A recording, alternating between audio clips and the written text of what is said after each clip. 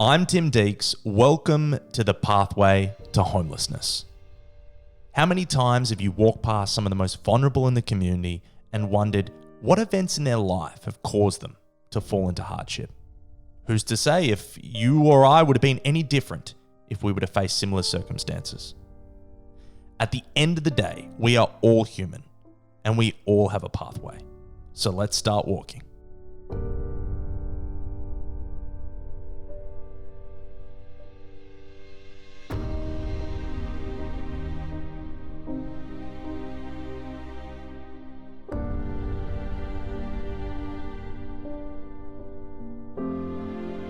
What is your name? My name's Craig, but people call me Turtle Why do they call you Turtle? because of the big bag on my back. If I stood up, you'd see me. I look like a turtle with my shell. Where were you born? I was born down. I'm from Melbourne, but I was born down near Mornington. I still don't know if I was actually born in Mornington Hospital or on the base my dad, army base my dad was at down there. But yeah, one of the two. But down there. Where did you go to school? I went to a few schools, but the main one I went to was Mill Park Secondary. I don't know if you know where Mill Park is, but it's like right out the northeast suburbs. When I was a kid, it was the very edge of the city, and 20 years later, the suburbs have grown out a lot more now, so it's not the edge of the city anymore. But pretty much the last tram stop on the 86 line. That's where I grew up. What kind of student were you? Yeah, depends on who you ask, I guess. But I was a bit of a shit, I got in a lot of trouble when I was younger, and Dad was off with the army all the time, so I only had Mum as the authority figure, and pretty much I could do what I want, not do what I wanted, but I could get away with a lot more. Also, I was angry, so I was, always getting in trouble at school, and ended up getting kicked out pretty early. So yeah. Do you have brothers and sisters? I got two sisters, younger. We're all 2 years apart. So there's me. There's the next one is 2 years under me. The next one is 2 years under her. When was the last time you saw them?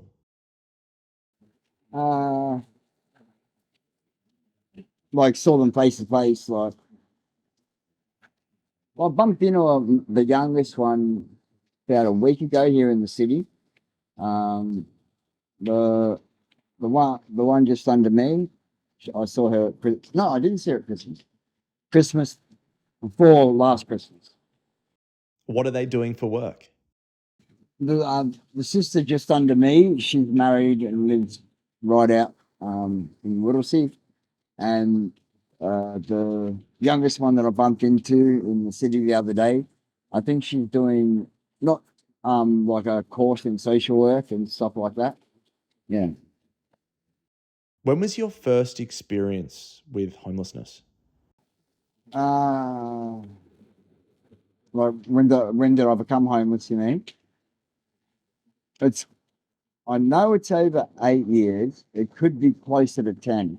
I've kind of lost track of how long it's been because it's but every day is the same, so it becomes one big memory, So yeah, it's 8 to 10 years around that. How did you become homeless? I was working as a bartender. I left my job on my home to go be with a girl up in a country or down in a country town, a place called Sale. It's in Gippsland in Victoria. So we got together and she convinced me to go live with her. So me being the idiot I am, I quit my job, I left my flat, spent all my money moving there to be with her. And then, she turned out to be really violent, was hitting me all the time. And I could do with her hitting me, but it got worse and worse. And, so she ended up stabbing me with a screwdriver. So enough's enough. I jumped on the train back to Melbourne and had nothing to come back to. If you could have changed something about that experience, what would have you have changed? I would have left myself a safety net, like to come back to. I wouldn't have just ripped my life up and moved. I would have left something, like I don't know, some savings in the bank or an apartment to come back to if it didn't work out or something. It's something to start my life off again. What's a misconception about homelessness that a lot of people don't understand? A lot of people have a preconceived notion that if you're homeless, that you're there because you're a bad person. You've done something bad, and that's why you're homeless. Or that you're a druggie, or that you're a whatever. There's something bad, and that's why you become homeless. When a lot of it is just circumstance. Like you've either made a. I mean, each homeless guy has his own stories. So I mean, one guy it'll be because he he's got a mental problem where he can't be inside. Women, it's normally domestic violence. They're running, and it's safer for them to be on the street than be at home. Um, yeah, so there's a whole bunch of ways. I mean, it could be that you made a couple of wrong decisions financially, and you ended up broke and couldn't pay the rent, and you got a bastard of a landlord who said you're out. And if you haven't got family and friends to fall back on, well, you're pretty much screwed. What makes you happy? Well, of course, I always say this, and it sounds really sappy and all that, but when you hear a baby laughing, and it's like really laughing, that always makes me smile. Like I see that a lot in here in the cafes and that you'll have a mum or a dad there playing with a baby, and the baby's laughing its ass off, and you can't help but smile at that. But other things are like when I've been going through a day asking for change, and I've had lots of real assholes, and they're ignoring me and telling me to piss off, and then you'll get that one nice person who's willing to stop and talk to you. That's good. Um, a shower, a shower always makes me happy. Little things, really, man. Like when you haven't got anything, like little things are big things for you. Like yeah, the things that you don't really think about when you've got a home, like being able to walk into another room and have a shower, or being able to walk into another room and pull food out of a cupboard. That's just normal for everyone, but yeah. Have you had any moments, crazy moments on the Oh, street? lots. Has there been any that stick in your mind? Yeah, there was a time, probably the worst time I got bashed. I was asleep down near the river, and I think it was, Melbourne Cup, horse races. It was during a week of the horse races, and I was asleep down near the river. I had my bag under my head sleeping, and these five guys that they're all in suits and all that, and they weren't business guys. They were guys that had been to the races.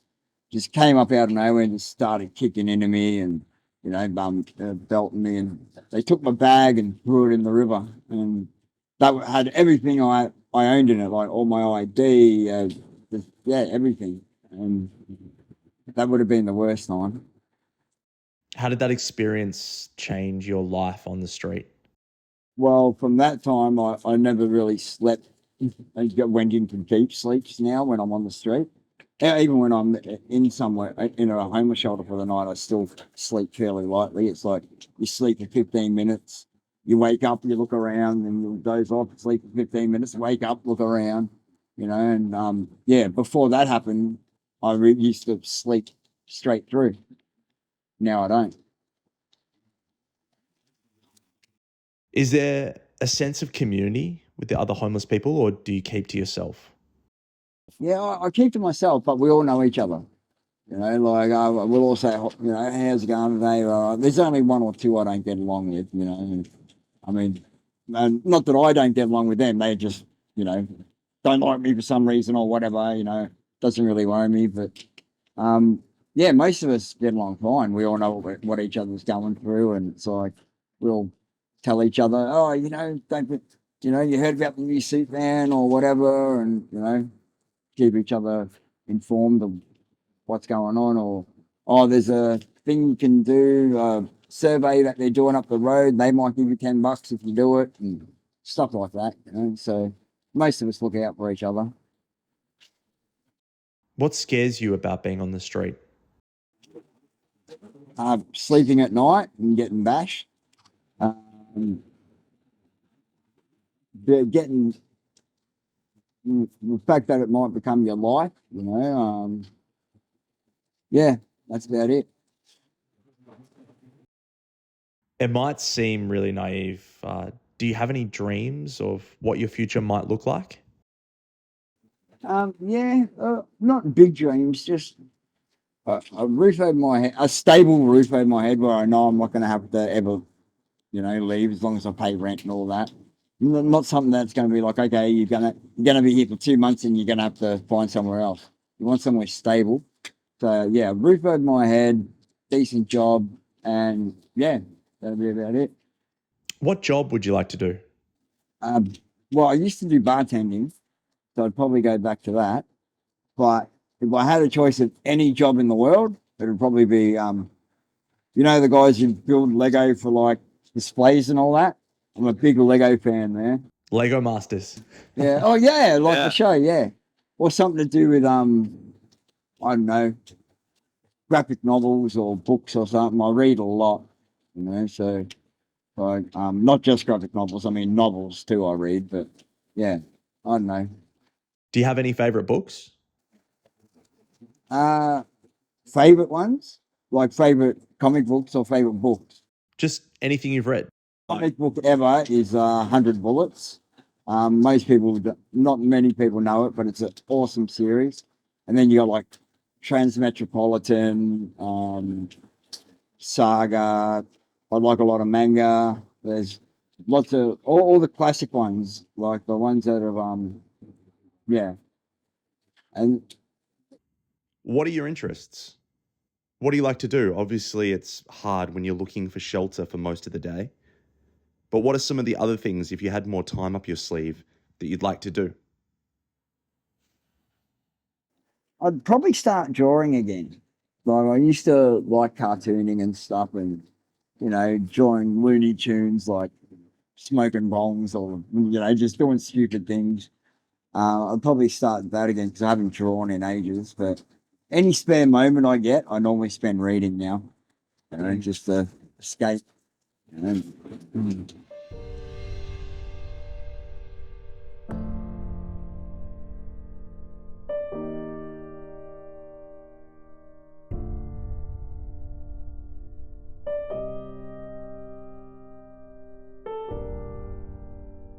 How has your experience on the street changed your relationship with money? Um, it's made it so I appreciate having it more when I do, if I do have it. But I also realize it's not just money, but things that you don't really need them. It's like if you've got a roof over your head and a full stomach, and you're comfortable, nothing else really matters, mate. You don't need the latest clothes or the fucking what do you call it, or an iPad or all that fucking stuff that everyone lines up for. They go to the Apple store and line up. I mean, yeah, great, you've got the extra money to buy that and all that, but you're acting like that, if you don't get it, you're not as good as the guy who does have it. Yeah, so yeah, I've noticed it doesn't really matter, mate, really. I mean, it's good to have because it makes life easier, but yeah. I guess I'd love to know what support you've received from various homeless organisations, whether it be here in Melbourne or across Australia. Well, there's a lot of support for food. Like, there's lots of soup vans and places you can go to eat. Um, there's a few places you might can have a shower and stuff too.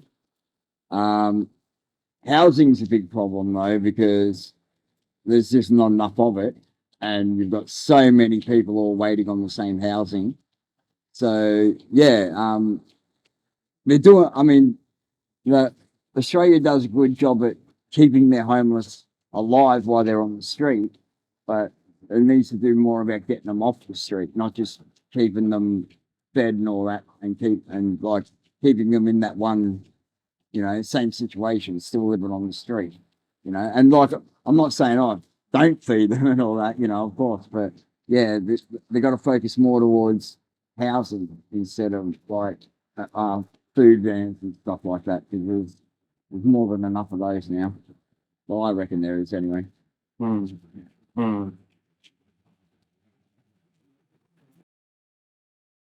I wonder what you feel your future will be. I'll be in somewhere. You know, like as long as you don't give up. You know, if you don't, once you give up and say, it's never going to happen, I'm going to be like this forever, then you're not going to put in the effort. You're going to end up just staying here. But as long as you know, take every opportunity that comes your way, you know, you will get back on your feet. What motivates you to keep going?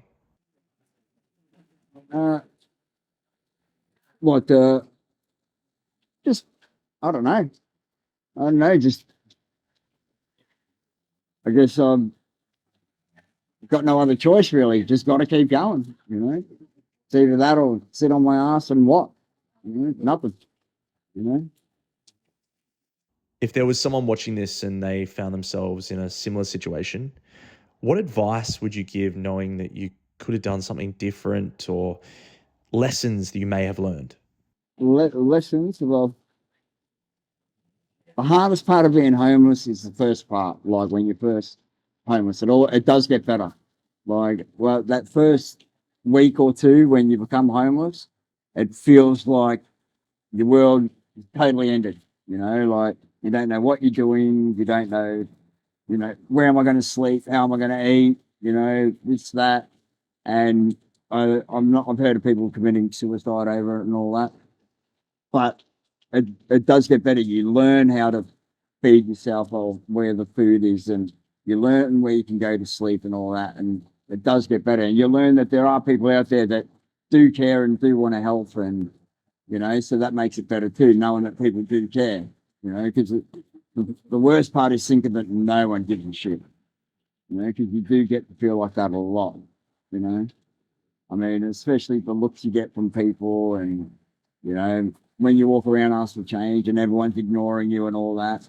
It only takes that one person to stop and listen to you and talk to you, and then you're like, you know, someone does care. It's good, you know. Gives you hope. Yeah, it does. That's another thing that keeps you going is like people, nice people. You know, I always say like when you're on the street, it feels like you're invisible. You know, you're walking down the street, everyone's ignoring you. And then you walk into a bloody mall, and it feels like you're the only person visible because all the security guards are following you. You know, so it switches from out on the street to no one watching you. You walk into a mall, everyone's watching you. And then, meanwhile, while the security guards are following you, there's some lady filling up her pram, you know, stealing. They automatically think it's going to be you that's stealing. But yeah, it's funny. People have preconceived ideas of homeless people, you know. And I can guarantee you, most homeless people or people who are doing it rough are going to be the first people to get up and offer someone their seat on the tram or train, or they're going to be the first person to offer help if someone needs it because they know what it's like. You know, they've been there. Yeah, that's about it. Thanks so much, Craig, for telling your story. Thanks, Sam. Thanks for listening.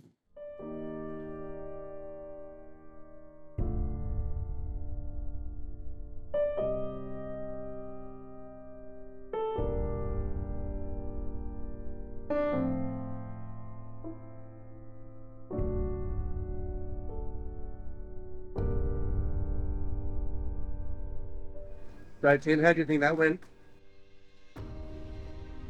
It's a lot harder than I thought it was going to be. Just what a story! Like, just even his empathy, the way that Craig, despite everything that he's come up against, you know, still is so empathetic and still seems to care about others in such a beautiful way. You know, rainy day today. Tough. Yeah, that was really tough. That was a lot tougher. Tough.